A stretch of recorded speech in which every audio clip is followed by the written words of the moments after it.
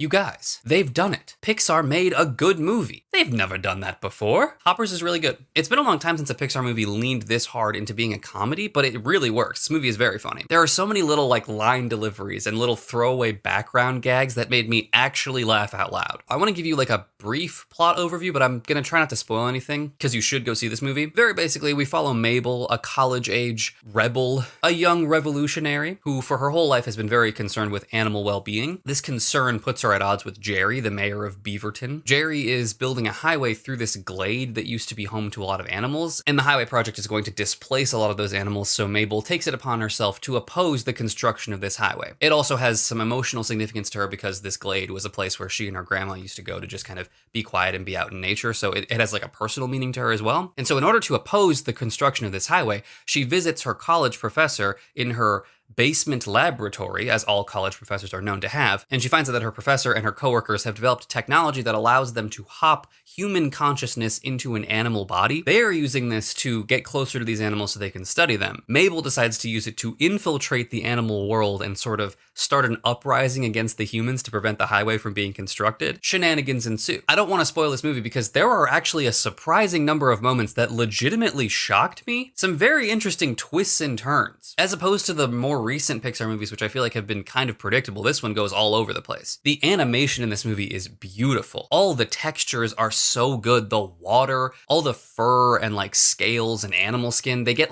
every single texture so right. And every animal is just designed to be as cute as possible. It's so fun. They made these beavers so darn cute. This movie does a lot of propaganda work for beavers. Are beavers actually this cute? Hold on. Okay, yeah. No, okay, well, hold on. They're only going to show the most attractive beavers if we just search this. I need to figure out how bad it can get. Oh, God. Oh, he's terrifying. What the fuck is this? Yeah, I guess beavers can be ugly too. Oh, wait, this is a chipmunk. Why is he covered in liver spots? I'm getting distracted. Okay, I've always wanted to make a Pixar tier list, and this seems like a perfect excuse to do so. So we're doing that. We're getting sidetracked here, but you know what? This is my YouTube channel. Oh, I mean, right off the bat, A Bug's Life. I remember even as a kid, I was like, this movie's okay. This movie's fine. Toy Story 1, good movie. Pretty solid. Terrifying to look at now, but pretty good. Toy Story 2, elite. If you can watch that scene of Jesse reminiscing about getting abandoned in a cardboard box and not cry, you're a psychopath. Toy Story 3, elite. If there was another tier above this, I would put Toy Story 3 up there. This is I vividly remember Toy Story 3 came out on my 10th birthday, and I have never cried that hard in a movie theater. This is how you make a fucking movie, Pixar. Toy Story 4... but no, it was fine. I want to put it in bad just because I disagree with even the concept of a Toy Story 4, but the movie was fine. Monsters, Inc.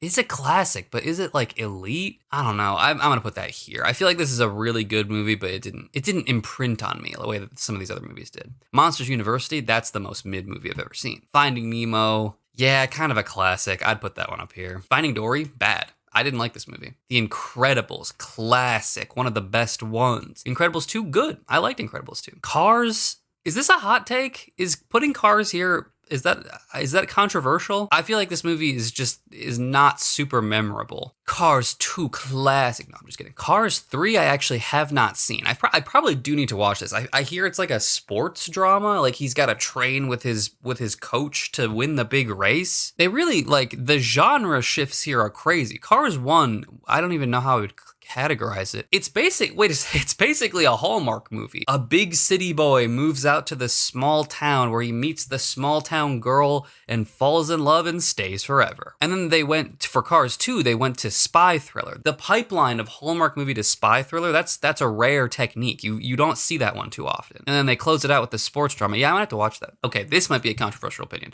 Ratatouille, good, but I don't think that's one of the best Pixar movies. I like it. It's a fun movie, but it doesn't go up in the top tier, I don't think. WALL-E, though, that's a classic. Oh, if I could put this in its own category, I would. I think this is the best Pixar movie. Brave? I genuinely barely even remember what happens in this movie. Inside Out? Good movie. Inside Out 2? Pretty mid. I actually have not seen The Good Dinosaur. Coco was good. I like Coco. Onward. I don't think I've seen this one either. Soul.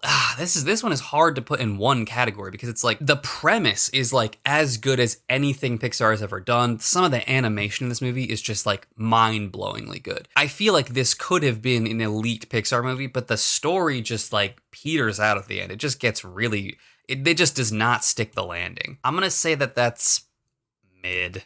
Unfortunately. Luca, this is a really fun movie. I've seen this movie twice now. Very solid. Turning Red, it was okay. I love anything Ludwig Göransson does, and the soundtrack for this movie is really fun. It's very stylish, but story was kind of mid. Lightyear, I have not seen. I have no desire to see this movie. Elemental, I have not seen, but I've heard this one's actually pretty good. Elio, that's like the definition of a mid movie. We'll get into that. And I would put Hoppers in this one. I think this movie is good. It doesn't really live up to some of the heights that Pixar has been to, but this is a very solid movie. Okay, so having complimented this movie, again, headline, this movie is very good. Where this movie fails to live up to old Pixar is emotionally. This is a very sweet, heartfelt movie, but I don't know, it doesn't have that secret sauce that Pixar used to have where they could make you sob almost without even trying to. In this movie, they're just like beating you over the head every 5 minutes with flashbacks to the dead grandma. They're like, do you get it? She's sad because that beaver reminds her of her grandma. It's something to do with the idea of message. This movie has a message and is very heavy-handed with its messaging. And to be clear, I like the message of this movie. The message of the movie is we're all animals and we should take care of our environment because like we all have to live in it. And that's how can you disagree with that? There was kind of a separate message in the interactions between Mabel and Jerry where they were trying to make the point that even if we disagree with somebody, we have to give them a chance to be confronted with why they're wrong, and then we have to have faith that they'll be able to see it. That's a really positive message, especially right now. I feel like that's a good thing for kids to hear, but I can't think of any old Pixar movies that even really had a message. Like, what's the message of Ratatouille? All rats should be gainfully employed? What's the message of Up? Little Asian boys deserve love too. That one hit close to home. That's why that movie's an S tier. And there, of course, are Pixar movies where the characters have to learn some kind of lesson. I feel like in the example of Up, the lesson that Carl has to learn is that he has to open himself up to the possibility of loving someone again and enjoying life without his wife. But he doesn't learn that lesson because he has a conversation with the ghost of his dead wife where she tells him, like, you need to love again. It's conveyed a lot more visually, and I think in doing so and making it a little bit more subtle, the emotional impact is much greater. That scene of him paging through the scrapbook that's been kind of a recurring visual motif and seeing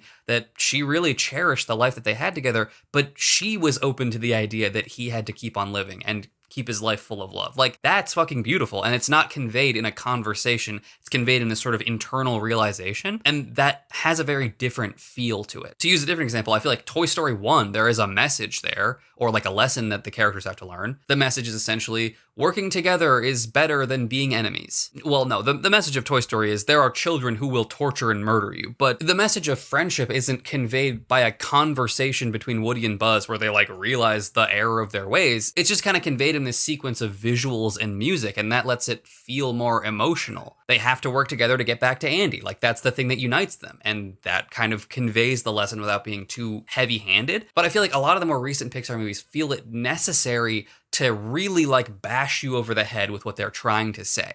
They feel a lot less confident. And it's that lack of confidence that makes me kind of skeptical that Pixar is ever going to get back to their top form that they were in for the entire 2000s. I think maybe just by virtue of success, by virtue of all of their new movies having to live up to the expectations of being a Pixar movie, they'll never be able to take those pure self-confident swings that they could when there wasn't a whole generation of people who grew up adoring all their movies. But I think Hoppers is an interesting window into what Pixar could be. Maybe they could just make funny, original, well-animated movies for kids. Maybe they don't have to hold so tight to the crown of kids' movies that can make you sob. Maybe one studio doesn't own that for an entire decade anymore. Maybe that kind of gets passed around from studio to studio. DreamWorks has had some bangers in recent years. Sony Pictures Animation has had some bangers, with one notable exception. Laika, the stop-motion animation studio, has carved out their own little niche of super unique kids' movies. And maybe if Pixar just focuses on trying new things, the pressure will get taken off a little bit. I feel like their reputation already isn't as sterling as it used to be, and I honestly think that might be working in their favor. It kind of gives them the freedom to take a little bit more risk. And if that pressure gets taken off and they do feel like empowered to be a little bolder, we might end up in a Pixar Pixar renaissance someday, where there's another decade-long stretch of just insanely good movies. But right now, Pixar feels like it's having an identity crisis. Do we want to try and keep cashing in on our prior successes because we are the mighty and iconic Pixar? Or do we want to be the animation studio that puts out fun original stories for kids? Based on the fact that we're getting Coco 2, Incredibles 3, and Toy Story 5, it very much seems like they're leaning in one direction here, but it's not exactly hard to see why Pixar might be reluctant to rely on the success of original ideas. COVID really turned the volume down on a lot of their original stories, and I feel like some of these were even pretty good. Luca, as we talked about already, is a lot of fun. Turning Red is very stylish and over the top. Soul has an insanely good premise and some of the most beautiful animation that they've ever done, but all of these movies kind of got tamped down by being released in an era where nobody was going to the movie theater. And yeah, you can release them on Disney Plus, but as soon as you do, they're just gonna drown in the ocean of other content for kids to watch on there. Elemental, which was another original story that came out in 2023, actually did end up making them money, but I feel like I've never heard one person talk about that movie. They failed to make the kind of cultural impact that they used to with original stories, and so now they're falling back on milking that sweet nostalgia. But Pixar has also been in the headlines recently for news that's been coming out about their last original story, Elio. This movie was undeniably a flop for Pixar. And I think part of it was because I saw absolutely no marketing for this movie, like a trailer or two here or there, but like there was no hype built around this. And then I went to go see it and it was extremely generic. The kind of movie that leaves your head before you get to the parking lot. Come to find out, there were all these behind the scenes changes being made to this movie during its production. Adrian Molina, the director of the movie, originally based the story on aspects of his own childhood. He wanted to explore the loneliness that he felt growing up on a military base in California. Molina also had envisioned Elio as not conforming to stereotypes of traditional masculinity. In his mind, this character had a passion for environmentalism and a love of fashion and crushes on boys in his school. Molina is gay, and it makes a lot of sense that he would have wanted to explore how Elio's internal world amplified the loneliness that he felt just by virtue of where he was being raised. These aspects of the character were de-emphasized and slowly removed after a test screening of Molina's version of the movie, where audiences seemed to like it, but when asked how many of them would see it in theaters, nobody raised their hand. This was kind of a red flag for the executives at Pixar. It's kind of a tricky situation because you can't entirely blame the executives here. If a test audience completely rejects your movie, it's a pretty good indicator that if you release this in theaters, it's not going to be profitable. But the response to this problem, the solution that the executives imposed, had the effect of making the movie way more generic. By removing the focus on identity and how it contributes to Elio's feeling of isolation, they kind of ended up making a movie about nothing. Adrian Molina felt like he was no longer creatively aligned with the studio on the project, and he left, and the studio brought in another director to take over the project. And the crazy thing is, it still lost money. Now, you might be able to argue that it would have lost more money if they had released it as the director intended, but I don't know. I feel like there's at least a purity in putting out someone's coherent creative vision, even if it won't be appreciated now, because maybe as time goes on, it'll be reevaluated. The studio has no monetary incentive to be principled on this issue, but like, again, by erasing all the difficult, interesting parts of this movie, you're not really making it more likely to succeed. The sort of gruff response from the studio executives at Pixar is like the most disheartening part of this story. They interviewed Pete Docter, who's been at Pixar forever, and he's like, we're making a movie here, okay? Not hundreds of millions of dollars in therapy. Oh, okay. So when you want to make a movie about a kid's anxiety about moving to a new town and having to start all over, apparently based on your observation of your own kid's quiet and withdrawn nature, or a sequel to that movie about a kid's anxiety over anxiety, that's not therapy. But when this guy wants to write a movie based on his own experience about how feeling othered because of who you are can amplify existing feelings of loneliness in a movie about a kid who feels completely isolated, come on, man, what are we, psychiatrists here? And I suppose Pete Docter would respond to that by saying, yeah, well, my therapy made $800 million and then another $2 billion. And you know what? Touche, imaginary Pete Docter. You've got an answer for everything, don't you? But my favorite part of this interview is when Pete Docter defended the changes to the movie by saying that parents don't want entertainment that pressures them into having uncomfortable conversations with their kids. So Pixar's afraid of uncomfortable conversations now? Funny, you had no issue staring directly into the yawning mouth of death within 5 minutes of introducing these characters. Kid sits down for a fun little romp in a flying house. Oh, there's a talking dog on the poster. Oh.